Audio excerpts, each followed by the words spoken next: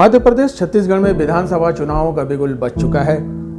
ऐसे में तमाम प्लेटफॉर्म्स पर आपको सियासी गलियारों की चिल्ल-पांव सुनाई, दिखाई और पढ़ाई जाएगी। लेकिन हम आपको बताने जा रहे हैं मौजूदा दिग्गजों के पुराने किस्से। इसमें सूबे के सब किनारों के वे सियासी किस्से होंगे जिनसे आपको अपने माननीयों को समझने में आसानी होगी। यहाँ चौक चौराहों की चर्चा नहीं होगी, बल्कि कसौटी पर कसे गए किस्से होंगे। ये इसलिए भी जरूरी है क्योंकि भूतकाल पर ही वर्तमान की नींव खड़ी होती है। इस सीरीज की सहायता से मौजूदा चुनाव में आप जिन रहनुमाओं को चुनने वाले हैं उनको समझने, उनके बारे में फैसला करने में आपको आसानी होगी। तो चलिए शुरू करते हैं सियासी किस्से।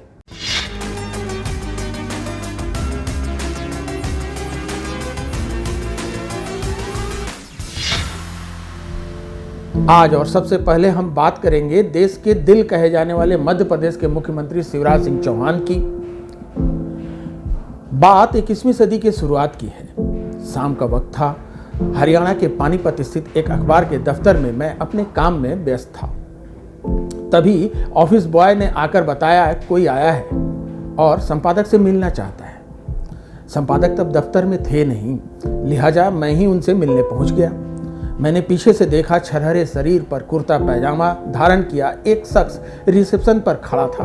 मैंने नमस्कार किया तो उन्होंने बताया, मैं शिवराज सिंह चौहान। मैंने कहा, मैं आपको जानता हूँ, बताइए कैसे आए हैं। तो उन्होंने कहा, मैं संपादक से मिलना चाहता हूँ। मैंने कहा, थोड़ा इंतजार करिए, वे आते ही होंगे। वे खड़े ही रहे तो मैंने आग्रह किया कि संपादक जी के केबिन में चलते हैं, वहाँ बैठते हैं। मैंने गौर किया कि वे अकेले ही आए थे। आज तो एक पार्षद भी जहाँ जाता है उसके साथ 4 छुटभइये जरूर होते हैं, और वे तो हरियाणा बीजेपी के प्रभारी थे, पर उनके साथ कोई तामझाम नहीं था। अब मुझे समझ में आता है कि वो पाँव वाले भैया क्यों कहे जाते हैं। अब किस्से को आगे बढ़ाते हैं, इसमें भी हरियाणा का कनेक्शन है।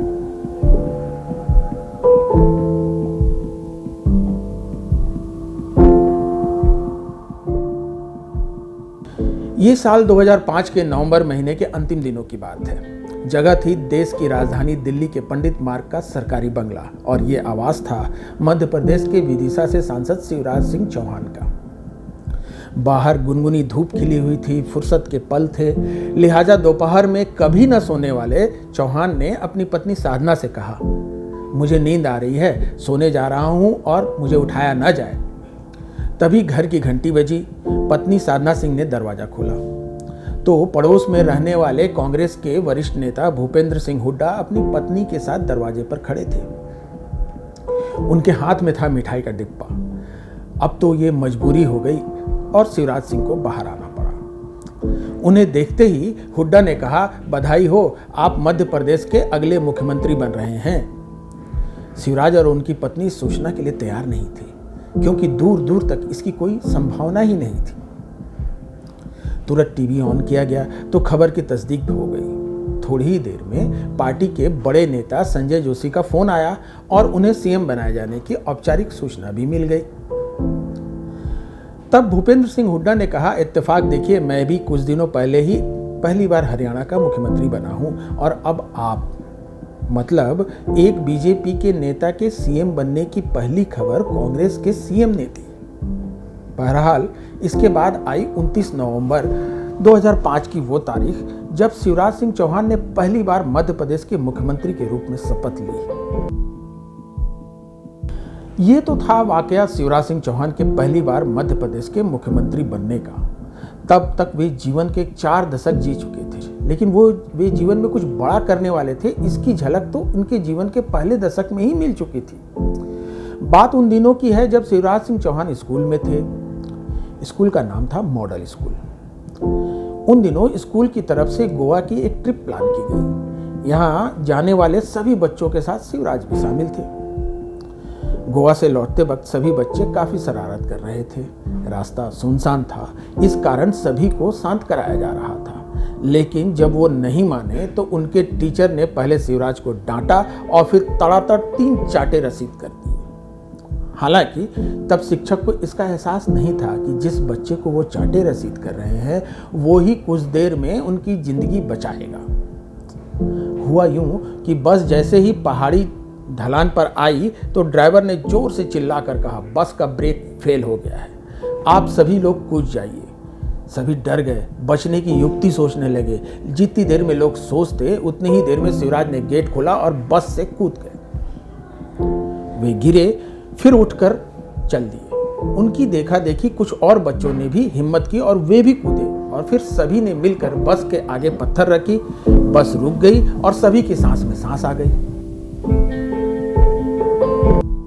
अब शिवराज की जिंदगी में थोड़ा और करीब से झांकते हैं। उनका परिवार उनकी राजनीति में कदम रखने को लेकर खिलाफ था, लेकिन शिवराज पीछे नहीं हटे।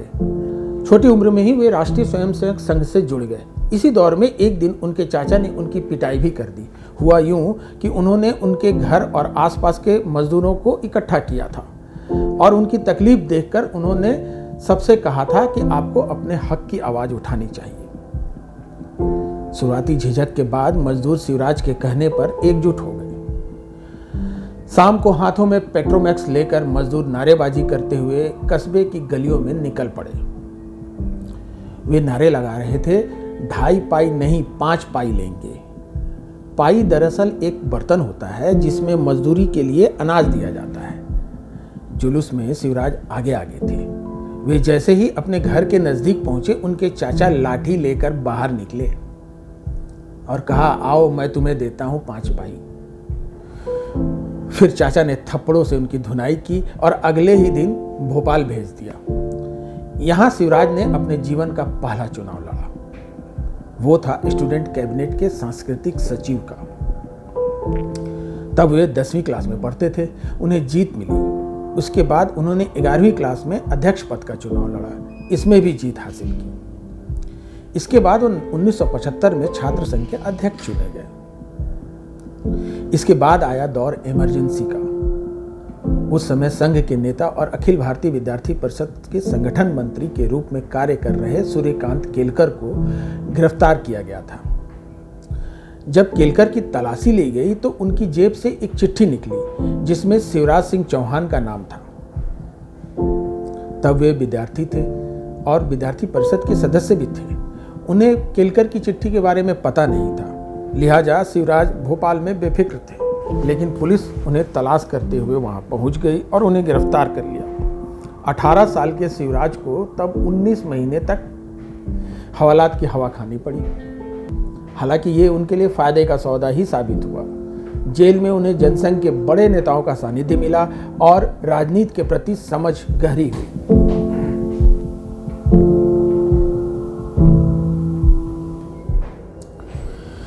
जेल से बाहर निकलने के बाद वे फुल टाइम पॉलिटिशियन बन गए। इसके बाद 1978 में ही वे अखिल भारतीय विद्यार्थी परिषद के मध्य प्रदेश के संयुक्त सचिव बने। फिर 1984 में युवा मोर्चा में शामिल हुए और अगले ही साल मोर्चा के ज्वाइंट सेक्रेटरी बन गए।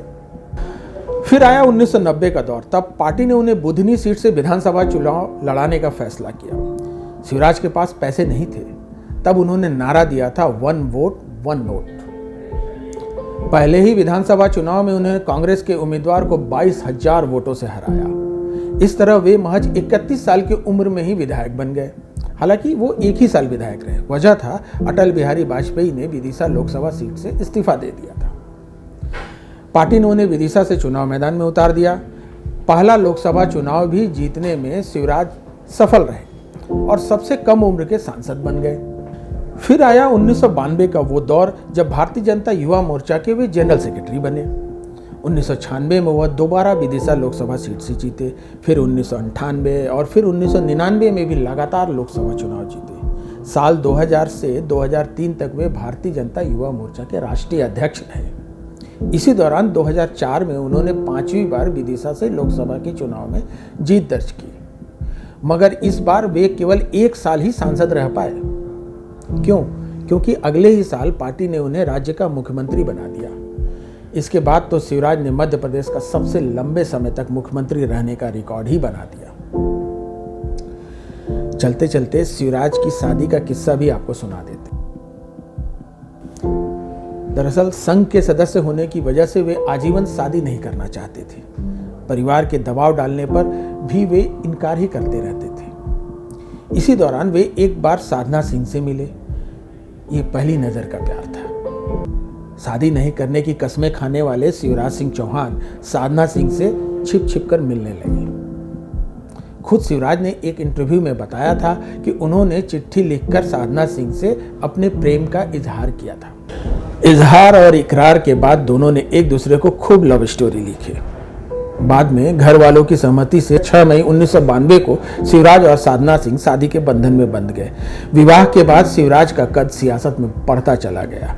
खुद शिवराज ने एक बार कहा था, मेरी सफलता के पीछे साधना ही है। उन्होंने हमेशा मेरा सहयोग किया, कभी जिद नहीं की। शिवराज के शब्दों में ही इस किस्से का अंत करते हैं। उन्होंने कहा था, मेरी जिंदगी एक मिशन है, मैंने पहले से कुछ भी तय नहीं किया।